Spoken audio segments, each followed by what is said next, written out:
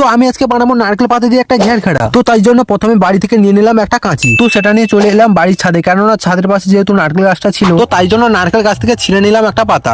তো তারপরে এইভাবে মাপ করে কেটে নিলাম, তারপরে মাঝখানে পিচ কাঠিটাও বের করে দুটো পাতা এইভাবে ভাগ করে নিলাম। তো এই ঘেরখাড়াটা একা বানাতে পারবো না, তাই জন্য আমার ভাইয়ের সাহায্য নিলাম। তো তারপরে দুই ভাই মিলে লেগে পড়লাম ঘেরখাড়া বানানোর কাজে। তো দুই ভাই মিলে যতই করছিলাম ততবারই হচ্ছিল না। তারপরে তো খুব চিন্তায় পড়ে গেছিলাম, তো ঘেরখাড়াটা না বানানো হলে ভিডিও টপিকটি কি হবে। তারপরে আমার ভাই বললো যে আমার পিসি বানাতে জানে, তো তাই আর কি, তাই জন্য ভাই আর আমি মিলে চললাম পিসির কাছে। তো পিসিকে দিতেই তো 2 মিনিটের মধ্যে বানিয়ে দিল। তো সেটা দেখে আই এম তো অবাক, কেননা আমার বানাতে 1 ঘন্টারও বেশি সময় লেগে গেছে, পারিনি। তো মাত্র পিসি 2 মিনিটেই বানিয়ে দিল। তো আর বেশি কথা না বাড়িয়ে আমি আর আমার ভাই মিলে চলে এলাম বাড়ির ছাদে। তো আমার ভাইকে দেখতেই পাচ্ছ পুরো একবারে রেডি। তো এবার শুধু বাতাসটা এলেই হয়। তো তারপরে ফাইনালি বাতাস এসে আর দেখতে পাচ্ছ আমাদের ঘেরখাড়াটা কি সুন্দরভাবে ঘুরছে।